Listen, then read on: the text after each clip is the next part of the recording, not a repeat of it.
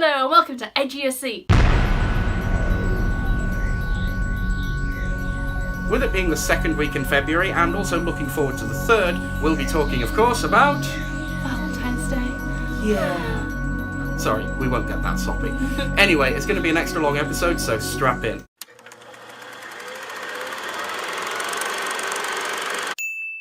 On the 21st of August 2015, a suspected terrorist attack was thwarted on a train journey between Amsterdam and Paris. The assailant's assault rifle jammed, and he was subdued by passengers, including 3 American soldiers, on holiday at the time.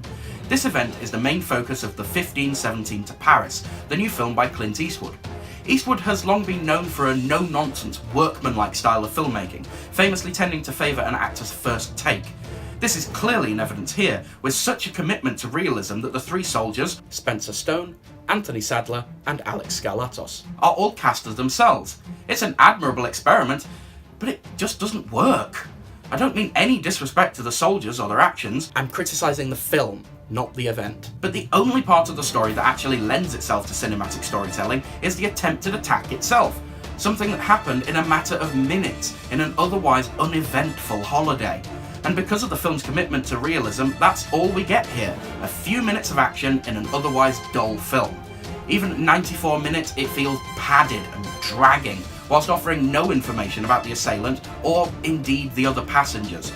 Much more could have been accomplished in an hour's worth of Talking Heads TV documentary. I'd avoided 50 Shades. I'd tried. I read enough of the book to know it wasn't for me, and I saw nothing in the film trailers to change my mind.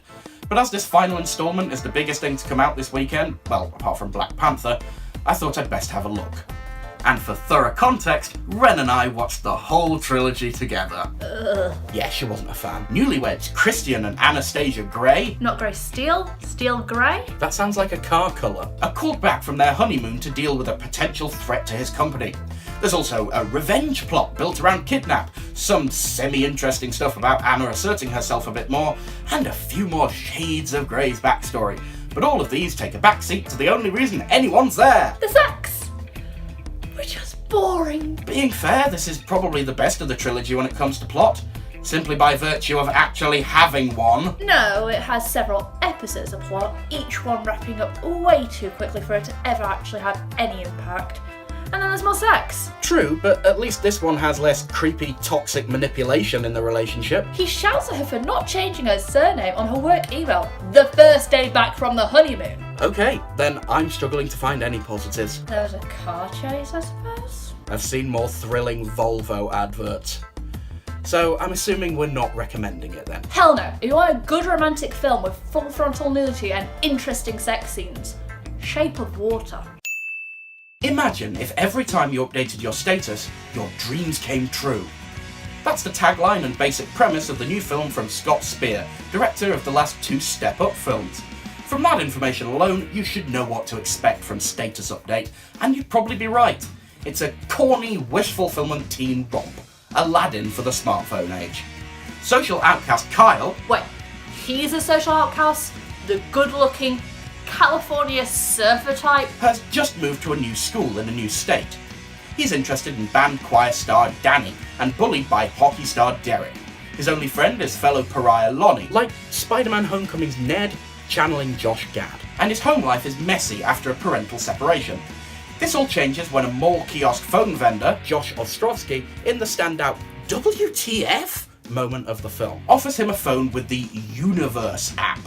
The rules of this thing are fuzzy at best, but yeah, it grants wishes. Wackiness ensues. It's full of the usual high school tropes. Love triangles, teenage identity crisis, dealing with not great parents, sports versus theatre. And for what it is, it does well enough. But it's never more than a silly, sometimes baffling distraction. The wish fulfillment stuff is a bit limp, often feeling held back either by budget, choppy editing, or so-so storytelling.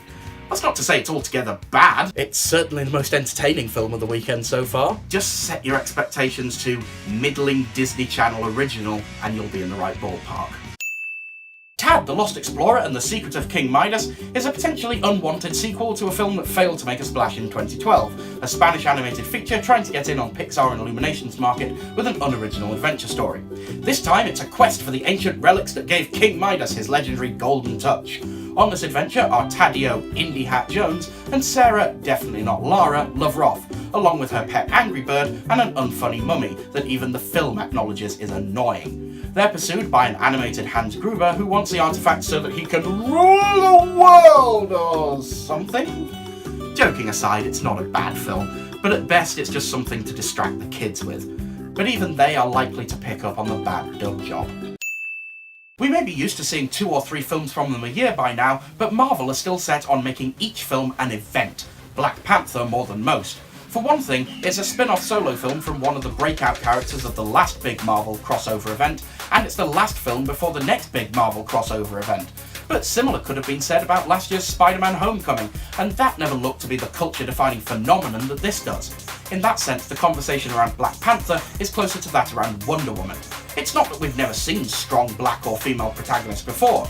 We've even technically seen them as superhero films before. But it's the first time they've helmed one in an age that takes superhero films seriously, and social consciousness seriously for that matter as well. As they say, representation matters. But after all that, is it actually any good? Thankfully, yes. Director Ryan Coogler has fashioned another excellent film that explores and celebrates black culture. Set mostly in the fictional African state of Wakanda, we follow Chadwick Boseman as newly crowned King and Black Panther, ceremonial protector, T'Challa, as he deals with threats both international and internal, including a challenge to his new throne. As expected, there are several terrific action sequences and a lot of good humour, but the heart of the film is about personal and wider social responsibility. Wakanda has long been a secretive country, pretending to be third world while actually possessing futuristic tech, and there's a very real debate about continuing this tradition or sharing knowledge and resources with the rest of the world. At the extreme end of this debate is Killmonger, another in the current run of excellent Marvel villains, this time played by Michael B. Jordan, a Coogler stalwart. The cast as a whole is excellent, with particular props going to Letitia Wright as Shuri, the Q to T'Challa's Bond. I could go into more detail, and I'm sure that many others will, because this thing deserves talking about. In 1968, following the pioneering example of Francis Chichester, the Sunday Times newspaper offered prizes for both the first and the fastest successful attempt to single-handedly circumnavigate the globe aboard a sailing ship. One man to chase the £5,000 prize for the fastest trip was Donald Crowhurst, an amateur sailor and businessman who planned to use the voyage to demonstrate his inventions for boat safety. He was so confident that he mortgaged both his company and house against sponsorship in the race. However, the seas proved too much for him, and he was forced to choose between a likely death at sea if he continued, and certain financial social ruin if he quit. Colin Firth plays Crowhurst in The Mercy, the new biopic of his story. He brings a decent and everymanish quality to the role, even as the character's dire predicament pushes him into loneliness and lies. Crowhurst found his only way out was to fabricate a world trip, whilst actually staying in the Atlantic. Part of Firth's magic here is also thanks to Rachel Weisz as his wife, an anchor to his home and reality, who we often see through either Crowhurst's memories or his lonely imagination. There's also an enjoyable turn by David Thewlis as Crowhurst's publicist, the most noticeable of a sidecast made up of renowned British actors. Cutaways to these characters can be the only downside to this film though, as they can divert too much from the main character focus. Still, it's an engrossing watch. Guillermo del Toro is easily one of my favourite current directors. He has a beautiful way of telling fantastical stories with a dark human heart, and The Shape of Water is easily one of his best. Taking cues from classic movie monsters like the creature from the Black Lagoon, this is essentially The Little Mermaid in reverse, a fairy tale romance between a human and a sea monster. Sally Hawkins plays Eliza, a cleaner in a secret American science lab in the height of the Cold War. Her interest is sparked when the lab takes delivery of a large amphibious fishman, played by the underrated talent of Doug Jones. Abe Sapien, Pan, Paleman, Silver Surfer, Saru. Honestly, if there's a movie monster out there, it's either Andy Serkis or Doug Jones. Both are fantastic. Whilst her superiors see only a threat to be studied and dissected, she sees a sentient and caring soul. Eliza is mute, so their developing relationship is literally beyond words, emotion played out purely through physicality. This is the heart of the film. two lost, voiceless creatures finding solace in each other romantically and sexually. Oh yeah, there's amphibious sex in this thing. The cast is packed with talent around the couple, with Octavia Spencer as Eliza's forthright best friend Zelda, and Michael Shannon as her truly monstrous boss Strickland. Special mention must also be made of Richard Jenkins as Giles, Eliza's neighbour, friend and mentor, who is all too understanding of the social pressures of unconventional love in 1963. As said before, this should be your Valentine's Day film. We both adored it. Coming-of-age stories are somewhat ten-a-penny, but the good ones will still have the power to really hit home. Such is the case with Greta Gerwig's solo directorial debut, Lady Bird. Set in 2002 Sacramento, it tells the story of Christine McPherson's senior high school year. She's a creative and independent character, rejecting her true name in favour of her own moniker, Lady Bird.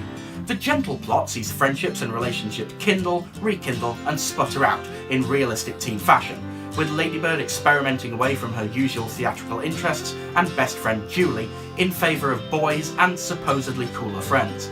As with many of the best of the genre though, the plot is secondary to the characters, all lovingly portrayed with depth, believability and humour. That humour will be especially on point for anyone who, like me, grew up Catholic. But the religious aspect, like a lot of the film, is not pushed either positively or negatively. It's simply organically there, a fact of the world and the characters. The real standout focus though is the relationship between Lady Bird and her mother Marion, played by Saoirse Ronan and Laurie Metcalf respectively. There's an undeniable realism to it, the strained realisation that they are moving apart as people. In one particularly affecting scene, Lady Bird is forced to ask her mother if she actually likes her. Love is a given of parenthood, but liking is not. The film has gained a lot of critical praise, even beside more striking and bombastic fare from last year. And whilst it might not be as deep as some of its contemporaries, it's a truly excellent film nonetheless. Next week there'll be a break from reviews, as there's only one film worth talking about, so we'll tack it on to the week after. So we're going to do a rewatch and review. Tune in to find out what exactly that is.